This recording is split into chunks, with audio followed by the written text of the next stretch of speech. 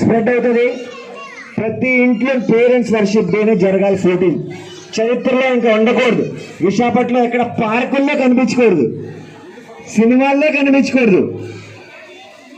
తల్లిదండ్రులు చెప్పక్కర్లేదు, ఆ పిల్లలకి బుద్ధి వచ్చి వాళ్ళ ఇంట్లో ఉంటారు. మన పేరెంట్స్ సపోర్ట్ చేయాలి ప్రోగ్రామ్స్కి. మాకెందుకు ఇంపార్టెంట్. అలాంటి వాళ్ళు ఏంటవుతారంటే తల్లిదండ్రులు అనాథాశ్రమంలో ఉంటారు. రెండు, అది అందుకే అలా చేసుకోకుండా ప్రతి పేరెంట్స్కి నా రిక్వెస్ట్ అదే. So thank you so much guys, thank you all. వీళ్ళు టైం కేటాయించి చాలా కష్టపడ్డారు. ఒక్కటే కాదు, 1 వీక్ కష్టం. ఇంత ఈజీగా అయిపోయి ఇంతమందిని తేడం, ఇంతమంది కూర్చోబెట్టడం, తీసుకెళ్ళడం అంతా it's not so simple. Work hard అయింది, జరిగింది. ఒక శివలో మార్పు. ఒక అందరికీ నమస్తే. మేము చేసిన చాలా చిన్న ప్రయత్నం, చాలా తక్కువ టైంలో చేసాం. మిమ్మల్ని చాలా ఎక్కువసేపు ఉంచాం.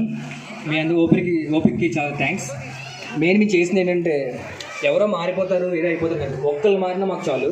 ఉన్న వాళ్ళు స్టేజ్ మీద చేసి బయటికి వెళ్తే ఏదో మళ్ళీ అలా చాలా తిరిగే వాళ్ళు కాదు. అందరికీ కూడా పేరెంట్స్ అంటే చాలా వాల్యూ ఇవ్వాలి. మన పేరెంట్స్ అన్నది వాళ్ళు జన్మించే వాళ్ళు. వాళ్ళకి వాల్యూ ఇవ్వకుండా మనం ఇంకెవ్వరికి వాల్యూ ఇచ్చినా మన బ్రతికుండి వేస్ట్.